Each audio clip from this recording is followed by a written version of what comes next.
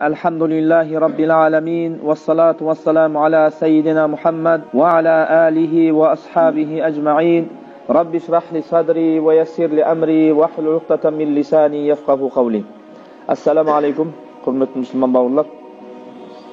Ötken sabagımızda Peygamberimiz sallallahu aleyhi ve sellem'nin Allah'dan keyingi qorgаны bolgan Abu Talib degen agası, koldauşçu bolgan janjары Hatice anamız kayıtsız bolup Peygamberimizдің қатты кайгыргандыгы жайында айтканбыз. Және ол жылда musulmanдар кайгы жыл деп айткан. Оңай емес.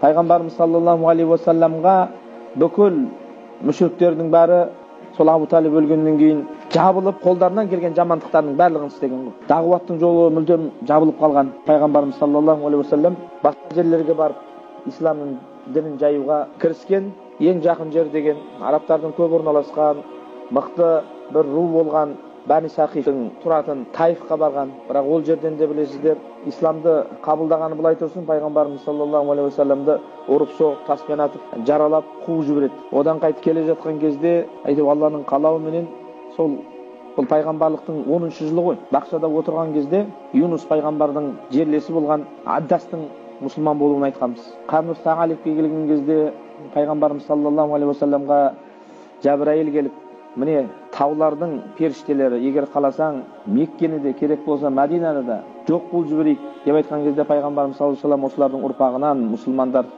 шықса болды, мен бұлардың жоқ болғанын қаламайын деп өзінің қандай пайғамбар екендігін көрсеткен. Одан ары қарай кетіп бара жатқан кезде Пайғамбарымыз саллаллаху алейхи ва саллам Құран оқып, намаз оқып, демалып жатқан кезде хабары болмаған пайғамбарымыз, бірақ жындар Құранды естіп, мұсылман болып, артынан Пайғамбарымыз саллаллаху алейхи ва салламға сол жайында хабар берілгендігін айтқанбыз. Енді ол жындар өз алдына, бірақ адамдардан, өзінің қауымынан ешкім мұсылман болмағаннан кейін Пайғамбарымыз саллаллаху алейхи ва саллам қатты қынжылып жүрді. Оны Құран-ы Кәрімде Алла тағала айтады: "Лааллака бахиун нафсака алла якуну муъминин". Олар мұсылман болмады деп өз-өзін жеп бітіретін болдың ғой. Тынбайды Пайғамбарымыз саллаллаху алейхи ва саллам. Енді бұл 10-шы жолы осылай бітеді. Көп адамдар енді мұсылман бола қоймайды. Бірақ дегенмен де Пайғамбарымыз саллаллаху алейхи ва салламның дағуатының арқасында көп тарихи кітаптарда аттары беріле бермейтін. Бірақ ол кісілердің аттары берілмеуінің себебі сахабалардың исламды қабылдағаннан кейін бір аз уақытта қайтыс болып кеткен да. Көп оқиғалар қатыспағаннан кейін берілмейді. Бірақ сол кісілерді айтып кетейік. Сол пайғамбарлықтың 10-шы жылығында Суайд ибн Самит, бұл кісі арабтардың мықты, мәдиналық арабтардың мықты ақыны болған. Сол кісі исламды қабылдайды Пайғамбарымыз саллаллаху алейхи ва салламның дағуатының арқасында. Соның екінші Ият ибн Муаз. Енді Ият ибн Муаздың аты белгілі емес болуының себебі ол кісі кішкентай болған, 12-13 жастағы бала болған ғой. Бірақ исламды қабылдағаннан кейін бірнеше айдан кейін бұл екеуі де қайтыс болып кеткен. Тағы да мысалы 4 адамның екеуі осы кісі болатын болса, енді екеуі атақты сахабалар. Егер Пайғамбарымыз саллаллаху алейхи ва салламның өмірбаянын өздеріңіз оқысаңыздар, бұл аттар міндетті түрде кездеседі. Атақты сахаба Абу Зар әл-Ғифари деген кісі. Меккеге іздеп келіп, Пайғамбарымыз саллаллаху алейхи ва салламмен кездескеннің өзінде Пайғамбарымыз бір үрейменен қабылдаған екен ғой. Өйткені Абу Зар Ғифаридің тайпасы енді Мәдинаның қасында орналасқан, олардың жерде атақты қарақшылар. Енді біздің қазіргі тілімізбен айтсақ, бандиттер болған сол кісінің тайпасы. Адамдар тонайды, қарақшылық қылайды, өлтіреді, өңшең сондай бір атақ шығып кеткен бір ру болғанда, соған мұсылманшылық қабылдайды Абу Зар Ғифари. Сол бір адам исламды қабылдап, артынан өзінің руын барып исламға шақырғанда, сол кісінің арқасында бүкіл Ғифар руы ислам дініне кіріп кеткен ғой. Пайғамбарымыз саллаллаху алейхи ва саллам артынан, Құдай қаласа болашақта айтамыз ғой, Мәдинаға хижрат етіп, сол жаққа барып ислам мемлекетін құрған кезде сол Ғифарилар өте қатты көмектескен. Пайғамбарымыз саллаллаху алейхи ва салламның дұғасы бар оларға жасаған: "Ғифар, ғафараллаху лаха". Ғифар қабилесін Алла тағала күнәларын кешірсін деп өзі батасын беріп дұға жасаған. Содан кейін Ат-Туфайл ибн Амр Ад-Дауси деп айтылады. Бұл кісі де сондай. Мәдинаның айналасындағы рулардың біреуі. Бұл кісі де мұсылман болғаннан кейін өзінің қауымын ислам дініне кіргізіп беріп, артынан Мәдинада Пайғамбарымыз саллаллаху алейхи ва салламға өте қатты көмектескен. Міне пайғамбардың 10-шы жылығында осы адамдар ғана мұсылман болған. Бірақ пайғамбарымыз кейімеген. Бір жыл тағы да күтеді. Енді қажыға адамдар келеді ғой. Содан неше түрлі ұрулар келеді, соларға барып кездеседі. Бұның ішінде атақты ұруларды енді атап кеткеніміз жөн болар. Бәни Шейбан деген айтқанбыз өткен сабақтарымызда. Бұл Иракта тұратын арабтар өте көп, бірақ бұлар айтады, біз сені қабылдайтын едік мұсылман болып. Арабтарға қарсы біз төтеп бере аламыз. Ал бірақ парстармен бұлар келісім сөз дегенде, парстар бұлар айтқан, сендер тұра беріңдер, бірақ ешқандай жаңалық кіргізбеңдер өздерінің араларыңа деп. Ал енді парстардың әскерлеріне біз қарсы шығара алмаймыз. Ертең сені біз қорғаймыз деп алып кетіп, өйткені пайғамбарымыз саллаллаху алейхи вассалам енді Құрайш қабылдамай қойғаннан кейін, Абу Талиб өлгеннен кейін өзіне қорғаңыз деген ғой. Мұсылман бол және мені қорға, мен сендердің араларыңда ислам дінін жайайын, бүкіл арабқа жайайын деп айтқан. Бәни Шейбан айтқан, арабтарға қарсы тұра аламыз. Ал бірақ біз парсыларға 1 миллионы бар әскер қалай соғыстамыз? Ертең оларға қарсы сені қорғай алмай, сөзімізді тұра алмай қалсақ тағы да болмайды деген сияқты енді сылтау Алла нәсіп етпей тұр ғой енді ол кісілерге. Соны Бәни Амир дейді, Бәни Шейбан, Бәни Абаса ва Бәни Ханифа деген сияқты көп деген ұруларға барып, қажылық кезінде пайғамбарымыз саллаллаху алейхи вассалам Алланың дінін жайған, үйреткен. Енді ұруларға байланысты сөз қозғайтын болған. Егер ұру күшті ұру, мықты ұру болатын болса, мені де өз қарамақтарың алыңдар, мен сендердің араларыңа барайын, ислам дінін сендердің араларыңда жүріп жайайын. Өйткені Меккеде пайғамбарымыз саллаллаху алейхи вассаламға ешқайсы пайғамбарымыз айтқан сөздерін қабылдамайды.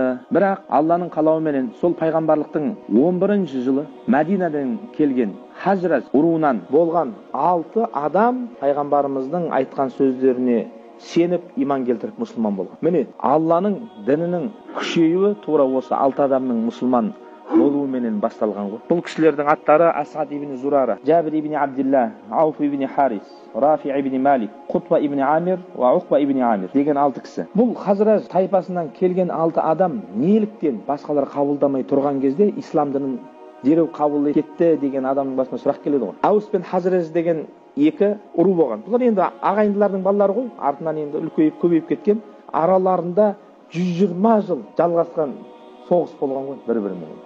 Енді бұл жерде яһудилердің де үлесі бар. Ағаларына от салып қойып екі жаққа қару сатып отырып енді жұмыстарын жасап жүрген. Бұлар яһудилермен де аралары жақсы болмаған. Яһудилермен де соғысып қалып жүрген. Бірақ яһудилер соғысып қалған кезде кейде ашуланған кезде айтады екен, ертең ақыр заман пайғамбары келеді, біз сол пайғамбарға ереміз, соның үмметі боламыз. Содан кейін сендердің барлықтарыңды осы Мәдинадан шығарып жібереміз. Қуамыз сендерді. Өлтіреміз деген сияқты нәрселер айтады. Енді осы нәрсенің бәрін естіп жүр ғой олар. Ақыр заман пайғамбар келеді, біз сендерді сөйтеміз, бір бүйтеміз деп. Енді пайғамбарымыз саллаллаху алейхи вассалам тура Мәдиналық Хажражға келіп, мен ақыр заман пайғамбарымын, маған сеніңдер, Алла тағалаға ортақ қоспаңдар, ислам дініне кіріңдер деп айтқан кезде, бұларға мені қорғаңдар деп айтпаған. Тек Аллаға шақырған ғой, дінге шақырған. Сол кезде бұлар ақылдасады, анау яһудилердің айтып жүрген адамы біздің аяғымызға келіп тұр. Біз яһудилерден бірін мұсылман болып кетіп, осы кісінің қасында жүріп, яһудилерді Мединеден шығарып жібермейміз бе? Көрдіңіз бе? Алла тағала өзі тура жол алып келейін десе, әртүрлі жолдар болады ғой. Сөйтеді де бұл 6-ауы да мұсылман болады Алланың қалауымен. Пайғамбардан сол жерде естіген Құран аяттары бар, естіген сөздері бар. Ла илаха иллалла Мұхаммад расулулла. Зина жасамаймыз, ұрлық жасамаймыз, ешкімге жала жаппаймыз, балаларымызды, кентай қыздарымызды әсіресе пақырлықтан қорқып өлтірмейміз, Алла тағалаға ортақ қоспаймыз деген сияқты қарапайым нәрселерді үйреніп алады да кетеді елдеріне. Пайғамбарымыз саллаллаху алейхи вассалам айтқан ғой, бәллиғу анни уәләу ая, менен бір аят болса да жеткізіңдер. Пайғамбардан алған рухани нәрменен Мәдинаға қайтады да дағуаттарына бастап кетеді. Бір аятпен өздері көп нәрсе де білмейді. Сөйтіп үйге кіріп барлығын шақырады. Енді Аус пен Хажраж бір-бірімен соғысып жүреді. Соның өзінде аустықтардың өзінен, ана кісілердің дағуатының себебінен Абул Хайсам Уайым деген 2 әуістік адам да мұсылман болып кетеді. 1 жыл бойы. Келесі қажылықта бірінші Ақаба келісімі деп айтылады ғой. Енді пайғамбарымыз саллаллаху алейхи вассаламға келесі жылы мысалы 6 болса, тағы да 6 адамды қосып, әуістен 2 адамды қосып, өздері 12 адам болып пайғамбарымыз саллаллаху алейхи вассаламға мұсылман болып келеді. Бұны ислам тарихында Ақаба байғаты деп айтады. Ақаба келісімі деп айтамыз ба, Ақабадағы мұсылмандардың сөз беруі деп айтамыз ба, ансарлардың. Енді неге? Өйткені Ақаба деген жерде болады бұл келісімі. Пайғамбарымыз саллаллаху алейхи вассалам қажылық кезінде бір араб ұруларына барып дағуат айтатын болса, сөзін тыңдағандар үшін Құрайш келіп сол ұруларды сабап тастайтын. Қорқады Мұхаммед пайғамбарымызбен кездесуге, қашады бәрі. Ал мыналар пайғамбарымыз саллаллаху алейхи вассалам түнде бұл Ақаба деген жерде не істейді? Кездеседі. Пайғамбарымыз қатты қуанады бұл 12-сіменен. 12-сі мұсылман болған, бірақ ана жаңа Асад ибн Зурара деген кісі бар ғой. Пайғамбармен бастап келген. Біз енді қолымыздан келгенше 1 жыл бойы дағуат айтып, мына 6 адамды кіргіздік дінге дейді. Бірақ көп сұрақтарға жауап бере алмаймыз. Бізге мұғалім бермесеңіз болмайды. Білімді адам керек деп пайғамбарымыз саллаллаху алейхи уассаламнан ұстаз сұрайды. Пайғамбарымыз осы кезде сахабаларының ішінен Мус'аб ибн Умайр деген атақты сахабаны таңдайды.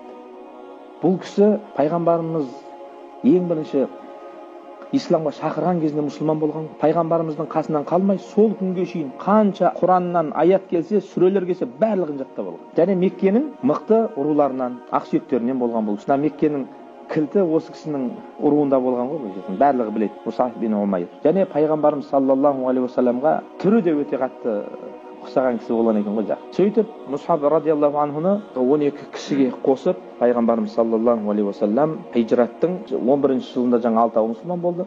Енді 12-ші жылында 12 мұсылман болып келді, Мус'абпен бірге қайтарды. Сөйтіп Мус'аб, Асад ибн Зурара бар, басқа да жаңа мұсылман болған сахабалар бар. Мәдинаға барып, Аус пен Хазрежті ислам дінін шақыра бастайды. Бірақ арабтарда ұруластық деген өте мықты болғандықтан бұлар басшыларын көздейді.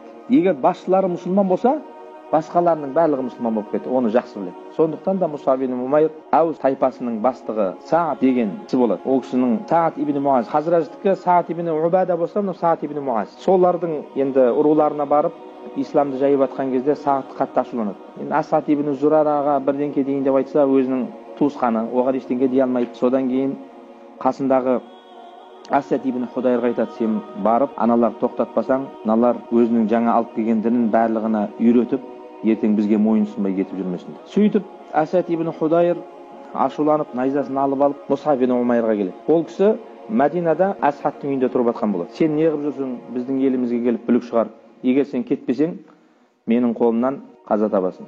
Сен Мус'аб та өте сабырлы, сондай биязы адам болған екен, сөзіменен адамды баурап алады екен ғой. Пайғамбарымыз да біледі ғой кімді жіберу керек деген. Содан айтады, енді ағасы, біз бұл жерде еріккеннен жүрген жоқпыз. Келіңіз, тыңдаңыз. Ұнаса аласыз, ұнамаса сіздің айтқаныңыз болсын, біз кетейік бұл елде. Жарайды дейді, тыңдайын айтқаныңды.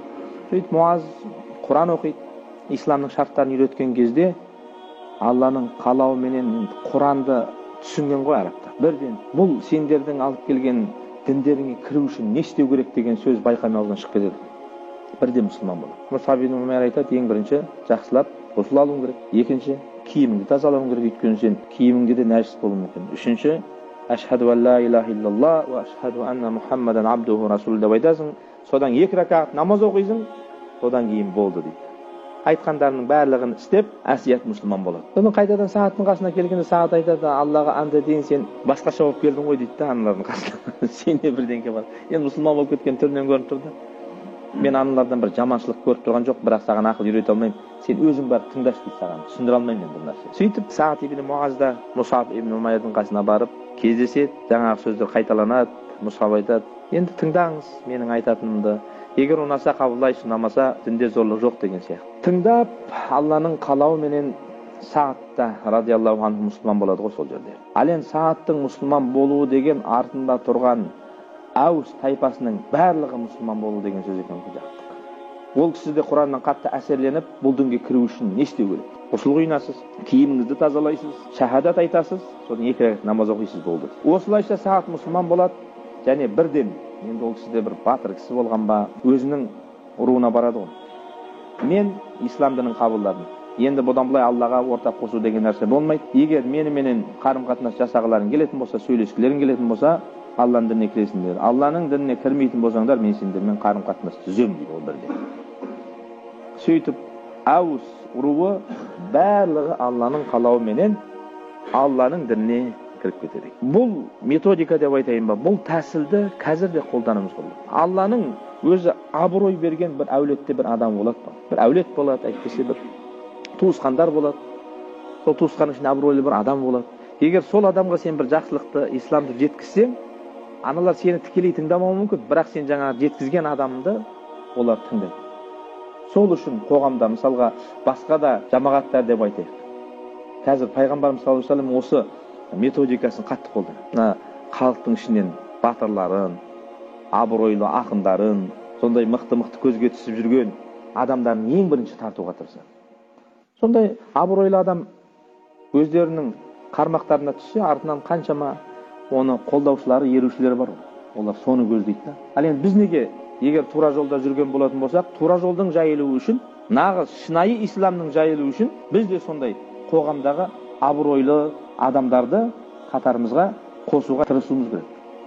Ислам дінінің жайылуы үшін бұл, өзіміздің бір бас пайдамыз үшін. Бұл да дағуатта өте маңызды екен бауырлар. Сөйтіп Алланың қалауыменен Мәдинадағы Хазраж бен Әус тайпасы бауыр болып кетеді ғой мұсылман. 120 жылдан бері қырылысып жүрген.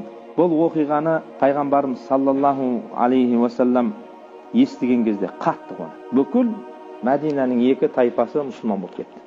Бұл деген сөз не? Олардың бүкіл жағдайында көріп, расында да енді бір-бірімен соғысып жүрген адамдар, олар әбден соғысқа да әккі ғой. Бүкіл қару-жарақтары да бар, әскерлер де бар.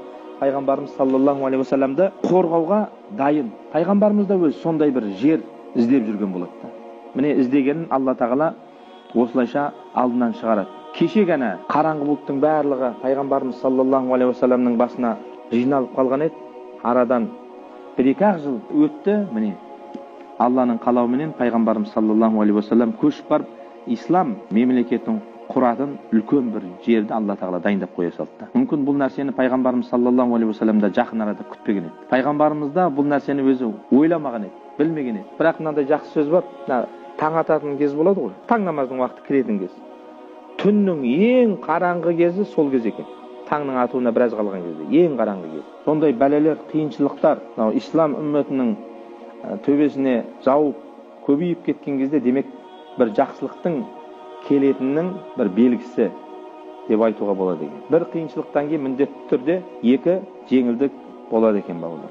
Сөйтіп келесі жылғы қажылықта руының әмірі бар, бастығы Саад ибн Муаз. Соны Хазраж руының бастығы бар, ол да Саад ибн Убада. Енді Хазраждар жалпы әустықтардан өте көп болған. 62-сі Хазраждықтар, қалғаны әустен 73 адам, 2 әйел деп айтылады. Басқа да риуаяттар бар.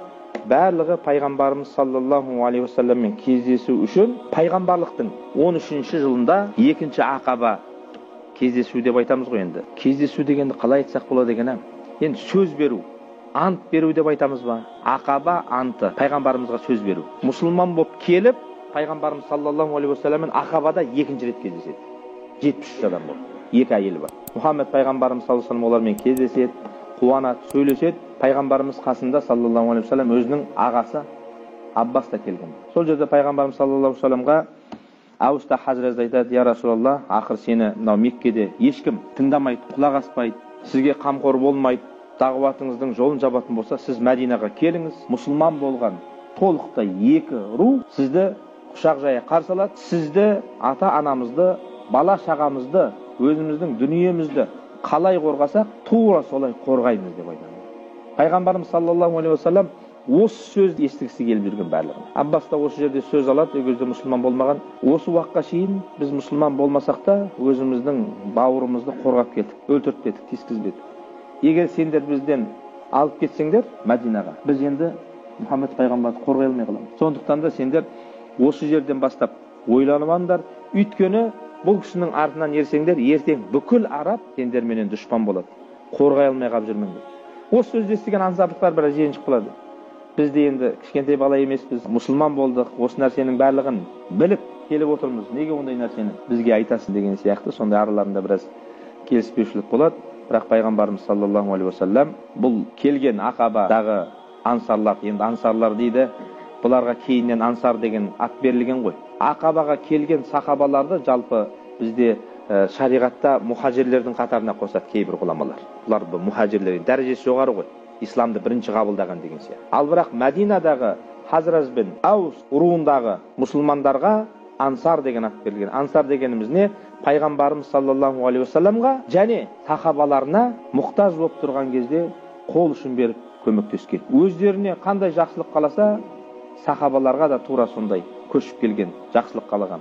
Кейбір біздің ақылымызға ерсі көрінетін нәрсе бар. Кейбір сахабалар керек болатын болса, Меккеден көшіп келген мұхажирлерге: "Міне мынау менің дүниемнің жартысы, міне менің 2 әйелім бар, қаласаң міне біреуін талақ қылайын, қалаған сен таңда, сол біреуін саған берейін" дегенге шейін айтқан ғой.